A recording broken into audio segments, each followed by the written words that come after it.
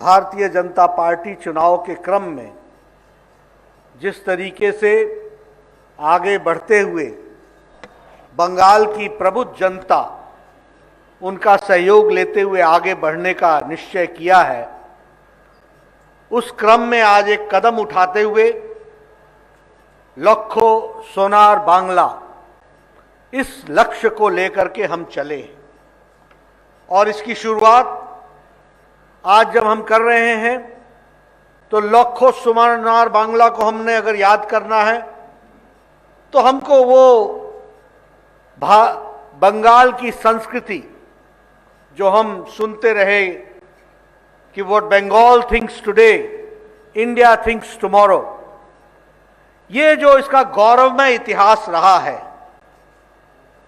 जिसमें स्वामी विवेकानंद जी, रविंद्रनाथ ठाकुर जी, बंकिमचंद्र चटर्जी जी, नेताजी सुभाष चंद्र बोस, श्यामा प्रसाद मुखर्जी, ईश्वर चंद्र विद्यासागर, इन सब लोगों का जो कंट्रीब्यूशन रहा है, उस कंट्रीब्यूशन को समावेश करते हुए सोनार बांग्ला कैसे बनाया जा सकता है, इस बात का प्रयास हम करने का काम कर रहे हैं। और इसीलिए अगर हम महिला शक्ति की बात भी करें तो हमारे स्वतंत्रता सेनानी कल्पना दत्ता, कल्याणी दास जी, इनको भी याद करना हमारी जिम्मेवारी बन जाती है। अगर हम सोनार बांग्ला की बात करें और इस कैंपेन की बात करें तो हमारी कोशिश है कि बंगाल की जनता ये सोनार बांग्ला बनाने में किस तरीके से योगदान कर सकती है, क्या उसकी आशाएं हैं, क्या उसकी आकांक्षाएं हैं, उसको हम समावेश करना चाहेंगे। और हम हमेशा ये मानते हैं कि सारी बुद्धि सिर्फ हमारे पास है, ऐसा नहीं है। बंगाल की प्रबुद्ध जनता जानती है कि किस तरीके से सोनार बांग्ला बन सकता है, इसलिए उनको समावेश करना, उनको साथ में जोड़ना और उनके विचारों को, उनके सुझावों को साथ लेके चलना, ये हम लोगों ने तय किया है। इसी कार्य को लेते हुए लगभग 2 करोड़ से ज्यादा हम सुझाव लेने वाले हैं, एक व्यापक सुझाव लेने वाले हैं, 2 करोड़ से ज्यादा। और उसी तरीके से विभिन्न स्तरों पर लोगों का सहयोग मिले, सुझाव मिले, इसको हम करने वाले हैं। और इसके लिए ये जो आप सुझाव की पेटी देख रहे हैं, this suggestion box, approximately 30,000 suggestion box सारे बंगाल में ये हम उपलब्ध करवाएंगे। हमारे जो 294 विधानसभाएं हैं, सभी विधानसभाओं में लगभग 100 पेटियां, सुझाव की पेटियां रखी जाएंगी। 50 पेटियां लेकर के हमारे घर घर हमारे कार्यकर्ता जाएंगे और 50 हम स्ट्रेटेजिक स्थानों पर रखने वाले हैं, प्रोमिनेंट स्थानों पर रखने वाले हैं, प्रमुख स्थानों पर रखने वाले हैं, ताकि हम उनका सजेशन ले सकें और उसको हम उस तरीके से आगे बढ़ाएंगे। उसी तरीके से आज मैं एलईडी रथ का भी श्री गणेश करने वाला हूं। ऐसी एलईडी रथ लगभग 294 हर विधानसभा के लिए एक रथ की व्यवस्था की गई है, जिसमें हम डिजिटली सुझाव दिया जा सके, इसकी व्यवस्था भी करेंगे। और साथ ही साथ हमारा एक मिस्ड कॉल नंबर होगा 9727294294। ये इस मोबाइल पर हम मिस्ड कॉल करके हम सजेशन अपने दे सकते हैं। यही नंबर व्हाट्सएप के तरीके से इस्तेमाल हो सकता है और हम व्हाट्सएप संदेश दे सकते हैं, तो कि हमारे को लोगों का सुझाव मिल सके। और इसी तरीके से www.lokosonarbangla.com, इसमें हम अपना सुझाव दे सकते हैं। इस तरीके की डिजिटली व्यवस्था भी हम लोगों ने की है। मित्रों, ये कैंपेन 3 मार्च से लेकर के 20 मार्च तक हर विधानसभा में यह कवर करेगा और हमारी सुझाव की पेटियां ये 3 मार्च से 20 मार्च को और 20 मार्च को हम इसको पूरा करने वाले हैं। जिस बात को प्रधानमंत्री जी ने कहा, असोल परिवर्तन, उस असोल परिवर्तन के लिए सोनार बांग्ला का सपना कैसे पूरा किया जा सकता है, इसको हम प्रयासरत रहेंगे। यही नहीं, जब हम असोल परिवर्तन की बात करते हैं तो आयुष्मान भारत को हम लागू करेंगे और 4,67 lakh people who are entitled to be covered under Ayushman Bharat and getting a facility of 5 lakh rupees health cover every year, इसकी भी हम व्यवस्था करेंगे। जब हम आयुष्मान भारत की बात करते हैं तो साथ ही साथ प्रधानमंत्री किसान सम्मान निधि, लगभग देश में 10 करोड़ किसान हैं, 73 लाख के आसपास किसान बंगाल में हैं। प्रधानमंत्री किसान सम्मान निधि की 6 किस्तें 7 किस्तें दी जा चुकी हैं, लेकिन बंगाल का किसान इससे वंचित रहा है। प्रधानमंत्री जी ने कहा है कि हम पिछली किस्त भी देंगे और साथ ही साथ जब सरकार हमारी आएगी तो प्रधानमंत्री किसान सम्मान निधि बंगाल की धरती पर लागू होगा और 73 लाख किसानों को उसका लाभ मिलने वाला है। यानी पुरानी किस्तें भी, और पुरानी किस्तें अगर साथ जोड़ ले तो 14,000 रुपए की एक एक किसान को पुरानी पेमेंट होगी और आगे चल करके उसको हम जोड़ेंगे। इस तरीके से हम काम करने वाले हैं। उसी तरीके से प्रधानमंत्री फसल बीमा योजना को और व्यापक बनाएंगे। उसी तरीके से 7th पे कमीशन को, यहां 7th पे कमीशन को लागू करेंगे ताकि हमारे एम्प्लॉय भाई जो उससे वंचित रह गए हैं वो 7th पे कमीशन का भी लाभ उठा सकें। और बंगाल में एक नई संस्कृति हम देने वाले हैं, no cut money, no cut money, भ्रष्टाचार मुक्त विकास युक्त बंगाल हम देने वाले हैं। और उसी तरीके से रेफ्यूजी वेलफेयर के स्कीम्स को हम लॉन्च करेंगे। विशेष करके मतवा समाज और नमो शूद्र हमारे जो समाज है उनके लिए हम हेल्थ के लिए पुश देंगे, एजुकेशन के लिए पुश देंगे, ग्रेजुएट और पोस्ट ग्रेजुएट के लिए हम स्कॉलरशिप्स की व्यवस्था करेंगे। और इसी तरीके से बंगाल जो हमेशा एक अच्छे विचारों के लिए जाना गया है, दुर्भाग्य से यहां नक्सलिज्म भी पनपा। उस नक्सलिज्म को समाप्त करने के लिए हर प्रयास को हम पूरा करेंगे, यह भी हम आपको बताना चाहते हैं। बंगाल जो आज भ्रष्टाचार की दृष्टि से हम सबके सामने कई तरह की चर्चाएं आई हैं, उसको हम भ्रष्टाचार मुक्त रखेंगे और उस भ्रष्टाचार मुक्त का हम वातावरण बनाएंगे। उसी तरीके से ये जो इल्लीगल कोल माइनिंग हो रही है इसको भी हम रोकेंगे। इसी तरीके से ये सिंडिकेट संस्कृति को भी हम रोकेंगे और उसी तरीके से हम ग्लोबल मार्केट में लोकल प्रोडक्ट को पहुंचाने का प्रयास करेंगे। ग्लोबल मार्केट में लोकल प्रोडक्ट पहुंचे। बंगाल का अपना हुनर जिसको हम आजादी के पहले से जानते थे, आज वो सारे का सारा हुनर उसको कुंठित कर दिया गया, उसको रोक दिया गया, उसको समाप्त करने की कोशिश की गई है। हम उस बंगाल के हुनर को फिर से वापस स्थापित करेंगे और ग्लोबल मार्केट की व्यवस्था करेंगे फॉर लोकल प्रोडक्ट्स, इसको भी हम ध्यान में रखेंगे। मित्रों, जहां तक बंगाल के कल्चर का सवाल है, we are all emotionally involve. Bengal का कल्चर एक संस्कृति जिसने देश दुनिया को एक नई ताजी हवा दी।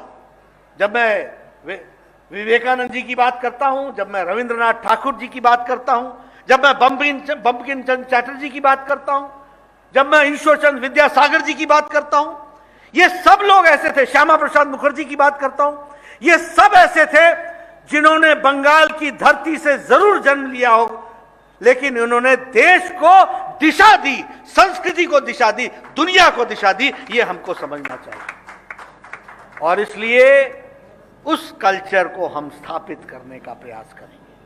मैं आज जब अच्छी अच्छी बातें कर रहा हूं तो मैं राजनीतिक बातें करके वातावरण दूषित नहीं करूंगा, लेकिन अगले भाषणों में मैं बताऊंगा। जब मैं परिवर्तन यात्रा की समाप्ति पर जाऊंगा तो मैं वहां चर्चा करूंगा कि ये संस्कृति थी बंगाल की और उस संस्कृति को कहां ला करके खड़ा कर दिया, आज किस मोड़ पर ला करके खड़ा कर दिया। मित्रों, इसको रिवाइव करना हमारी जिम्मेवारी है।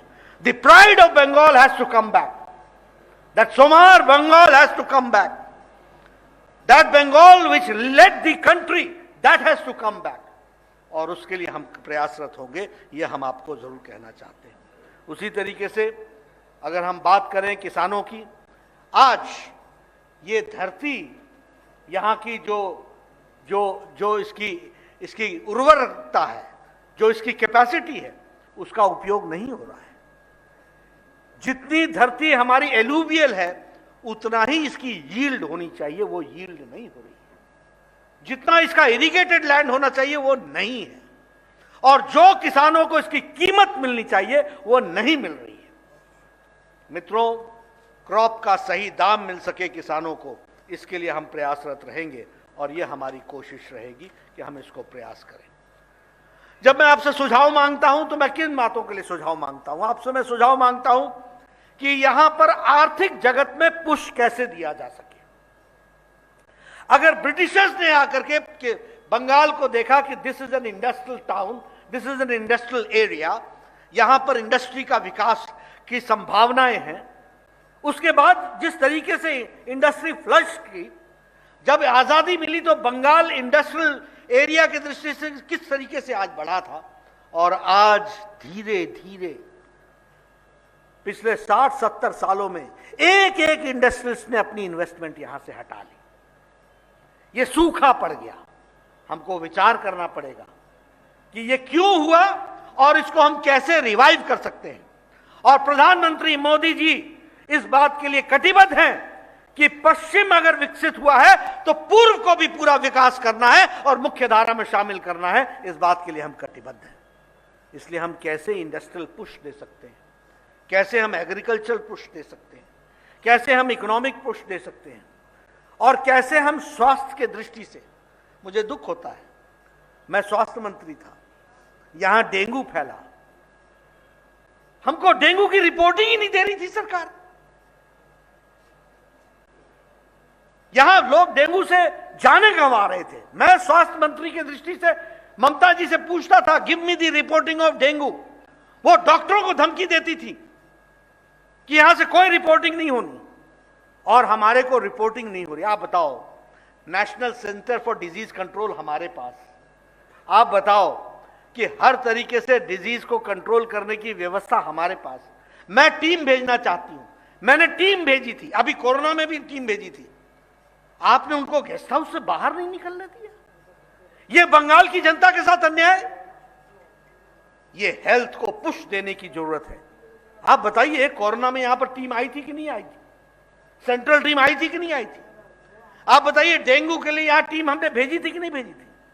आपने उनको एक तरीके से कैद कर दिया रेस्ट हाउस में और सर्किट हाउस में, और वो भी सेंट्रल गवर्नमेंट के सर्किट हाउस में, सेंट्रल गवर्नमेंट के जो संस्थान है उनके गेस्ट हाउसेस में, और कहा आप आराम करो और जाओ वापस, हम आपको कोई रिपोर्टिंग नहीं करेंगे। मित्रों, मैं आपसे हेल्थ के दृष्टि से सुझाव चाहता हूं। आयुष्मान भारत तो हम लागू करेंगे ही करेंगे, लेकिन बंगाल, अगर बंगाल हेल्थ में पिछड़ा रहेगा तो देश कैसे आगे बढ़ेगा? इसलिए बंगाल को हेल्थ के दृष्टि से भी पुश देने की जरूरत है।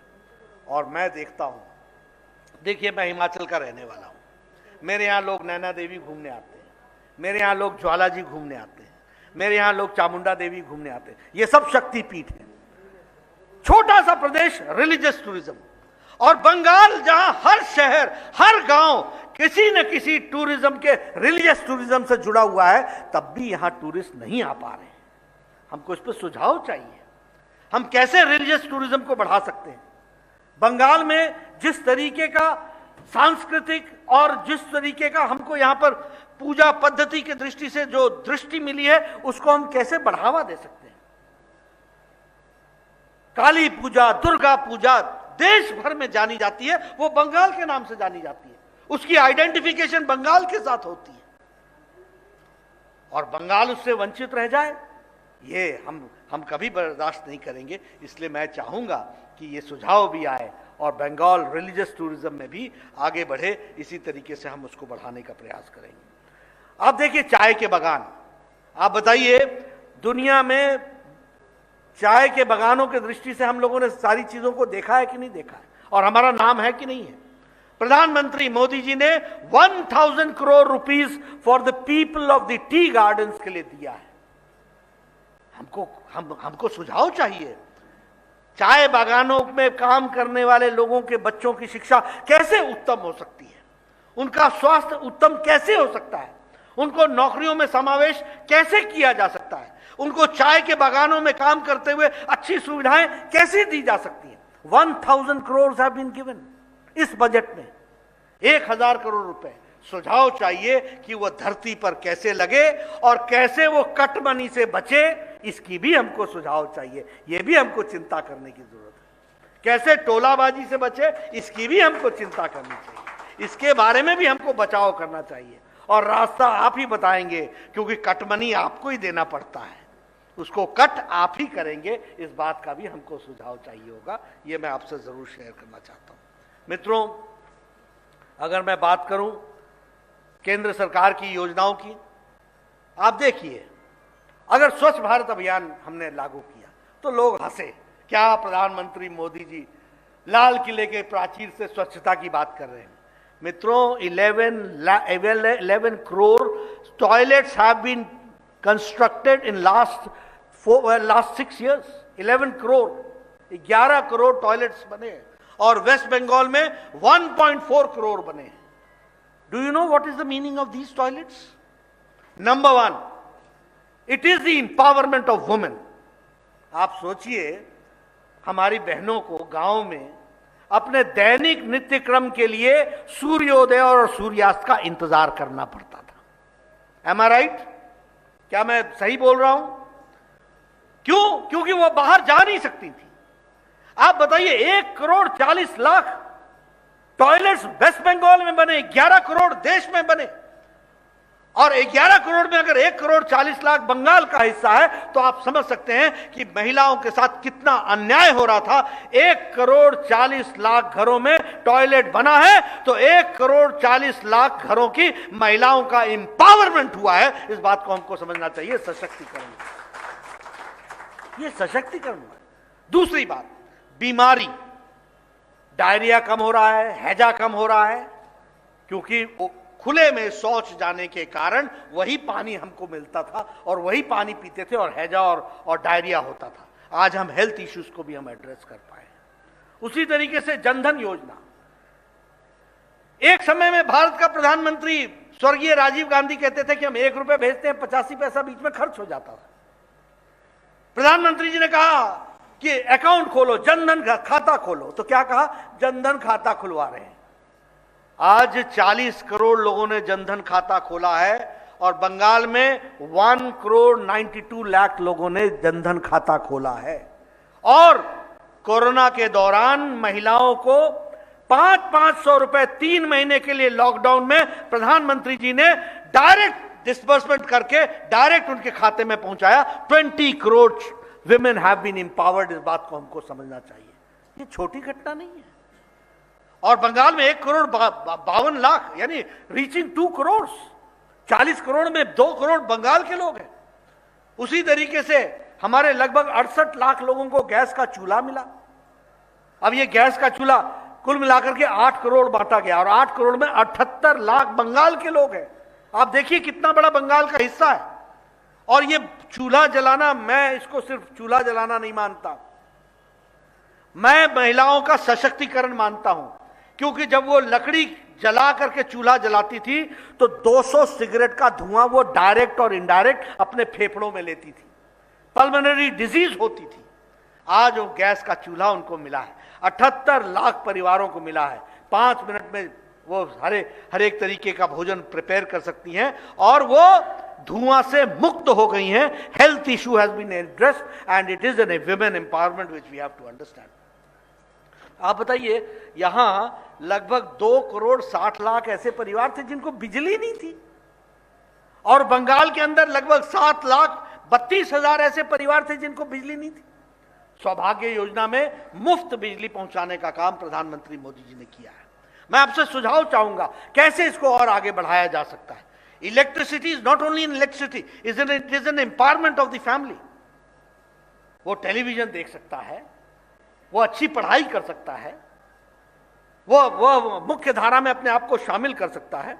इस तरीके की योजनाओं को हम लोगों ने, प्रधानमंत्री जी ने एक रास्ता दिया है। ईस्ट वेस्ट कॉरिडोर 8,575 करोड़ रुपए खर्च हो रहा है। इसमें हम सबको मालूम है कि यह ईस्ट वेस्ट कॉरिडोर से कितना बड़ा विकास का योजना बनने वाली है। उसी तरीके से नेपाल और इंडिया और बांग्लादेश के सड़कों को जोड़ने के लिए 721 करोड़ रुपए देने की व्यवस्था की गई है। अम्फान में 2,708 करोड़ रुपए दिए गए। दुर्भाग्य से मुझे कहना पड़ता है कि हाई कोर्ट कहती है ऑडिट करा के दो, और हमारी ममता जी सुप्रीम कोर्ट में जाती हैं और कहती हैं ऑडिट होबे ना, होबे ना, होबे ना। ममता जी एतो डर केनो, एतो भय केनो? किस बात का भय है, किस बात का डर है? ये सब पर मुझे सुझाव चाहिए। ये अम्फान का पैसा, मोदी जी पैसा नहीं देते, मोदी जी पैसा दे दिया, हमेशा देते हैं। ममता जी वो जमीन पर लगता नहीं है, खर्च होता नहीं है। क्यों नहीं होता है खर्च? कहां जाता है? राशन दिया 80 करोड़ की जनता को, पूरे मार्च महीने से लेकर के दीपावली तक 5 किलो गेहूं, 5 किलो चावल और 1 किलो दाल दी। कहां मिला ये अनाज? टीएमसी के कार्यकर्ताओं के घर में। हम सत्य बोलते कि नहीं? हम सत्य बोलते कि नहीं? ये टीएमसी के घर में अनाज क्या कर रहा था? फिर बोलते अनाज दिया नहीं, आया नहीं, लिया नहीं। अरे सब डकार गए और फिर बोला लिया नहीं, क्या है मतलब? इसलिए मुझे इस पर भी सुझाव चाहिए कि कैसे जनता को जो अनाज प्रधानमंत्री जी भेजे वो जनता को कैसे मिल सके, इस बात को हमको सोचना चाहिए। 7 फरवरी को प्रधानमंत्री जी हल्दिया आए थे। 4,70,700 करोड़ रुपए का उन्होंने प्रोजेक्ट सैंक्शन किए। उसी तरीके से 22 फरवरी को हुगली आए थे। 3,000 करोड़ रुपए का उन्होंने सैंक्शन किया है। ये सारी चीजें धरती पर लगने वाली हैं। और कलकत्ता से सिलीगुड़ी तक की रोड 25,000 करोड़ रुपए इस बार की बजट में निर्मला जी ने दिया है, प्रधानमंत्री मोदी जी ने दिया है। इसको हमको सोचना चाहिए। खड़गपुर से लेकर के विजयवाड़ा के लिए ईस्ट कॉरिडोर, और उसी तरीके से ईस्ट वेस्ट कॉरिडोर भुसावल से खड़गपुर और दानकुनी तक जो बनाने का योजना है, उसको भी, उसके लिए भी पैसे की व्यवस्था की गई है। मित्रों, मैं आपसे इन सारी चीजों की चर्चाएं इसलिए कर रहा हूं कि भारतीय जनता पार्टी विकास के लिए काम करना चाहती है। बंगाल के विकास, लखो की लखो सोनार बांग्ला, और सोनार बांग्ला के लिए आपने के हमको सजेशन चाहिए, आपका सजेशन चाहिए, आपका सुझाव चाहिए, सुझाव चाहिए। वो आप सुझाव दीजिए। मैंने आपको बताया कि हमारी एलईडी वैन्स ये भी डिजिटली सुझाव लेंगी, पेटी में भी सुझाव डालेंगे। ऐसी पेटियां 30,000 बनेंगी और ये 30,000 में से 100 हर पर कॉन्स्टिट्यूंसी जाएंगी, 50 स्थानों पर रखी जाएंगी और 50 घर घर जाकर के सुझाव लेंगे। हम बंगाल को समावेश करके चलना चाहते हैं और उसकी शुरुआत करने का सौभाग्य मुझे मिला है। मैं हमारे भारतीय जनता पार्टी बंगाल यूनिट को बधाई देना चाहता हूं, जिन्होंने इतनी व्यापक योजना बनाई है, और ये व्यापक योजना जरूर काम आएगी। अभी ये देखो, आप देखिए, एक तरफ प्रधानमंत्री जी हैं, जल जीवन मिशन लेकर के चले हुए, जल मिशन लेकर के चले हुए, और एक तरफ बहनों को घंटों गलियों में लाइन में खड़ा होना पड़ता है पानी लेने के लिए। हम बंगाल की तस्वीर और तकदीर बदल डालेंगे। डबल इंजन की सरकार लानी होगी, ऊपर मोदी जी की सरकार होगी, नीचे भारतीय जनता पार्टी की सरकार होगी। आगे विकास का काम। आज आजादी के इतने सालों बाद हम मौलिक आवश्यकताओं के लिए जूझ रहे हैं। ये कैसा देश बनाया, ये कैसा बंगाल बना दिया? विकास की चीजें वहां पहुंच नहीं रही हैं, उनको पहुंचाना हमारी जिम्मेवारी है। और मित्रों, आप सबका सहयोग मुझे मिलेगा।